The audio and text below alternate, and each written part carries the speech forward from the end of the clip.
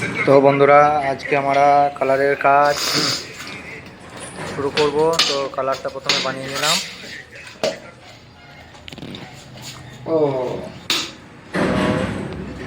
Colour code নাম্বারটা দিয়েছি, কারোর যদি পছন্দ হয় নিতে পারেন। রয়্যাল গ্লিজ এশিয়ান পেন্টসে। তো কালার বানানো কাজ শেষ, এবার ওয়ালে মারবো।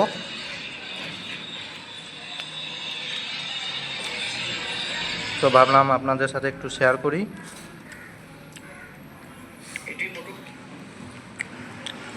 মারার পর কত সুন্দর লাগছে।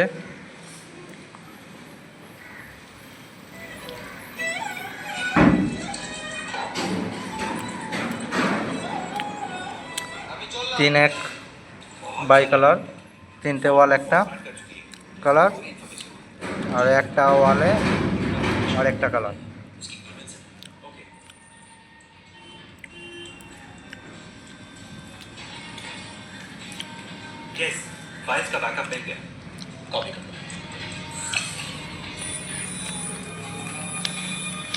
তো কত সুন্দর ফিনিশিং আসছে দেখুন কালারটা।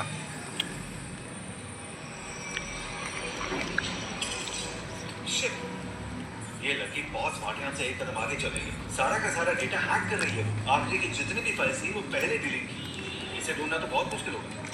ढूंढ निकाले, उसकी यूजर लोकेशन को ट्रेस करने की कोशिश करें। श्योर। আর আমরা লাইট দিয়ে কাজ করি, কারণ হচ্ছে সিলিং বা প্রাইমার মারার সময় অনেক কিছু থেকে যায়, বালি, অনেক নোংরা জিনিস। তাও আমরা প্রাইমারটা ছেঁকে ইউজ করি, রঙটাও ছেঁকে ইউজ করি, আজকে ছাঁকি নাই। আর ফার্স্ট কোট রং চাপানোর পর দেওয়ালগুলো একবার ঘষতে হবে, তাহলে ফিনিশিংটা ভালো হবে।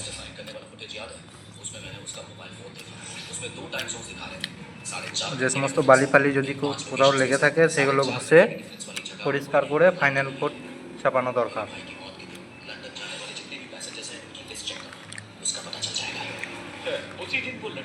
আর ওয়াল পুটির ওপরে কালার চাপানো আগে প্রাইমারটা ভালো প্রাইমার দরকার, ফার্স্ট কোয়ালিটি। কারণ হচ্ছে কমা প্রাইমার দিয়ে দিলে কি হয়, রঙটা আপনার বেশি লাগবে। যে দেওয়ালে 2 লিটার রঙে হয় সেই দেওয়ালে 3 লিটার আপনার রং লাগবে, কেন রঙের খরচাটা অনেক বেশি হয়ে যাবে প্রাইমারের তুলনায়।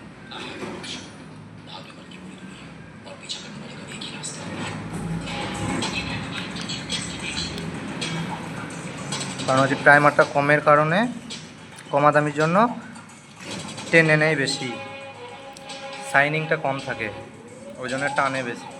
আর এইগুলো দেখুন চকচক করছে, একদম টানছেই না দেওয়ালে। এক রোলার চুপিয়ে নিলে অর্ধেক দেওয়াল হয়ে যাচ্ছে।